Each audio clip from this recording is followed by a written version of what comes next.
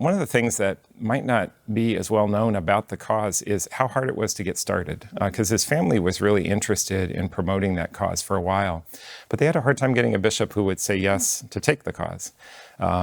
Sheen, because of some of the animosities that are more known now with Cardinal Spellman, he wasn't necessarily popular amongst the clergy or the bishops of New York.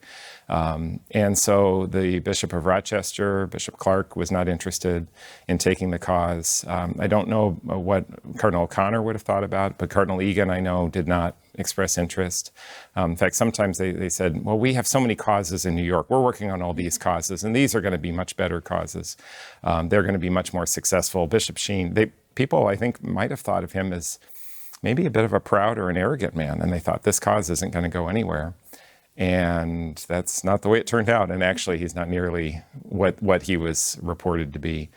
So I think there's remarkable holiness there. And that was borne out not only in the investigation, but the miracles that happened. I mean, for his entire life, think of all of the books that he wrote. What was it like to investigate as you were putting together this position to promote his cause for sainthood? What was that process like? I know in 2002, then Bishop Jenke did say yes, and he accepted the cause.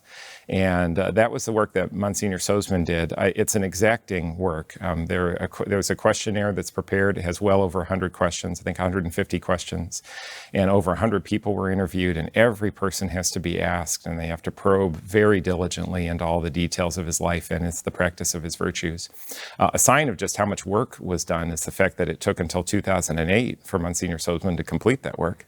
We know Msgr Sozman's passed, but he certainly, his legacy lives on in that hard work, which was so successful in bringing that cause forward. So it was then submitted to Rome for that judgment in 2008, and the positio itself was prepared, and eventually he was named venerable, which means that his virtues were approved by Rome. They said he demonstrated a life of heroic virtue, not just virtue, but heroic virtue in 2012. But just prior to that, there was also a miracle that occurred, and that's another important part of the journey of this cause.